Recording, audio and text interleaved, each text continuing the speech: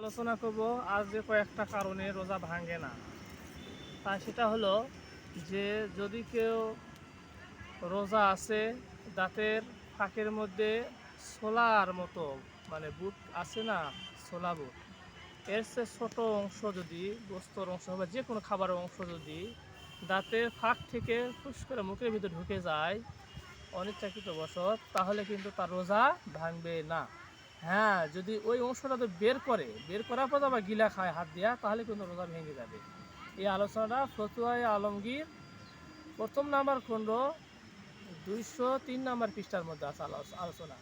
এর সাথে সাথে আর একটা আলোচনা হলো যে রোজা আছে একজন, ধোঁয়ার কাছে বসে আছে, খাবারের ধোঁয়া যদি তার নাকের ভিতর দেয় মুখের ভিতর ঢোকে, তাহলেও কিন্তু তার রোজা ভাঙবে না। এই আলোচনাটাও আপনার ফতোয়া আলমগীর প্রথম নাম্বার খণ্ড 203 নাম্বার পৃষ্ঠার মধ্যে আছে যে ধোঁয়া যদি মুখের ভিতর যায় তাহলে কিন্তু তার রোজা ভাঙবে না। এর সাথে সাথে আর একটা কথা বলি যে মুখের থুতা তো কেউ গিলা খায়, এটা মুখের জিনিস কথা ভালো করে মনে রাখবে যে মুখের থুতা তো কেউ গিলা খায় বা কাশ ফেলতে চাচ্ছিল ফুস করে গিলে খাচ্ছে, তাহলে তার রোজা ভাঙবে কি না।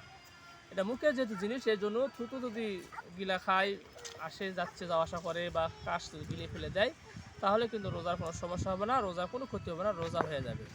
এগুলো জিনিসগুলো আমাদের মনে রাখতে হবে। সকলে ভালো থাকবে। আসসালামু আলাইকুম রহমতুল্লাহ বারাকাতুহু।